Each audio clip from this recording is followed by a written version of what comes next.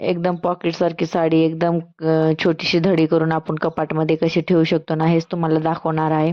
आपल्याकडे खूप साड्या असतात पण कपाट एकच असते आणि मग कपाटात आपल्याला जागा नसते, तर ह्या पद्धतीने जर तुम्ही धडी करून ठेवले ना, तर एकदम जास्त साड्या बसून आणि चोपून चापून बसन.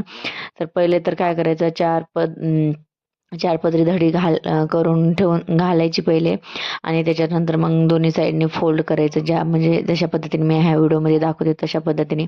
आणि मी ब्लाऊज वगैरे पण ना साड्यामध्येच ठेवून देत असते, कारण की ना मग कधी ब्लाऊज सापडतं तर पेटिकोट सापडत नाही, पेटिकोट सापडत तर ब्लाऊज सापडत नाही. त्याच्यासाठी ना अशा पद्धतीने धडी केली ना तर एकदम अतिउत्तम. तर बघा, आणि ही दुसरी धडी आहे, हिला सेंटरमध्ये ब्लाऊज ठेवायचं आणि दोन्ही साईडनी ना ब्लाऊज आतमध्ये टाकायचा, आणि जे हात पण बाही पण आहे ना ते पण मध्ये टाकायची.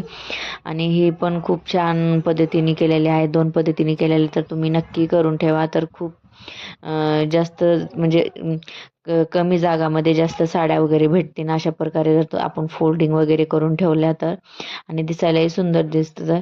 तर आता तुम्ही सगळेच लॉंग व्हिडिओ बघणार नाही, आणि लॉंग व्हिडिओ पण टाकला आहे, जे कोणी जर वेळेत वेळ काढून बघणार असेल तर लॉंग व्हिडिओ नक्की बघा. तर भेटूया अशाच नवीन व्हिडिओमध्ये. तर तोपर्यंत बाय बाय, आणि कमेंट करून सांगा की कशी धडी वाटली. बाय.